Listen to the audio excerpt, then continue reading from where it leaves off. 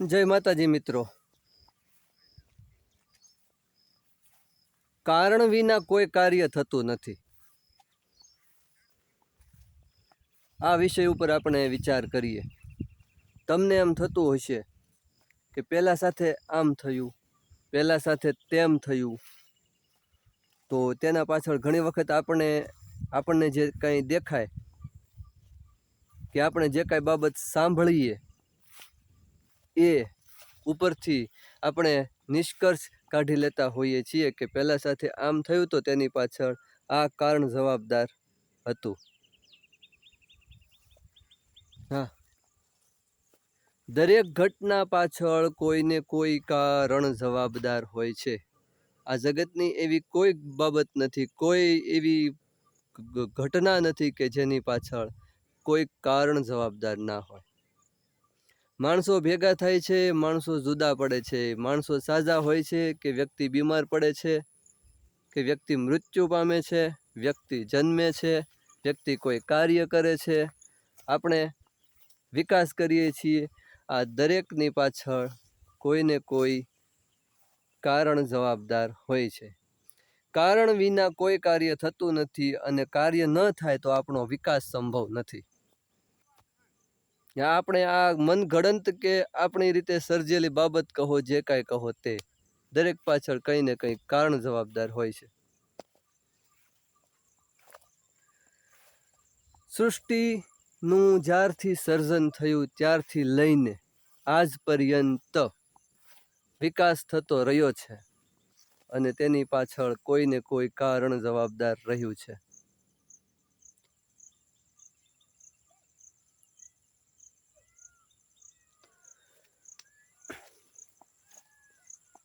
આપણે પૈસા કમાઈએ છીએ કારણ કે આપણે તેની જરૂર હોય છે, એ તેનું કારણ થયું। આપણે અભ્યાસ કરીએ છીએ કારણ કે આપણે આપણા જીવનમાં તેની જરૂર છે, એ તેનું કારણ થયું।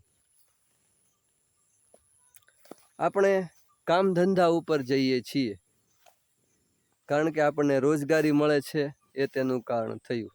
આપણે પાણી પીએ છીએ, આપણને તરસ લાગી હોય છે એટલે એ તેનું કારણ થયું। આપણે ભોજન કરીએ છીએ, આપણને ભૂખ લાગી હોય છે એટલે એ તેનું કારણ થયું। તો મારો કહેવાનો મતલબ, આ જગતની અંદર એવી કોઈ બાબત બને કે ઘટના ઘટે તો દરેકની પાછળ કોઈને કોઈ કારણ અવશ્ય જવાબદાર હોય છે। કોઈ તમને પ્રેમ કરે, કોઈ તમને નફરત કરે, કોઈ તમારી ઉપર ગુસ્સે થાય, કોઈ તમારી ઉપર વહાલ વરસાવે, તો એની પાછળ પણ કારણ જવાબદાર હોય છે।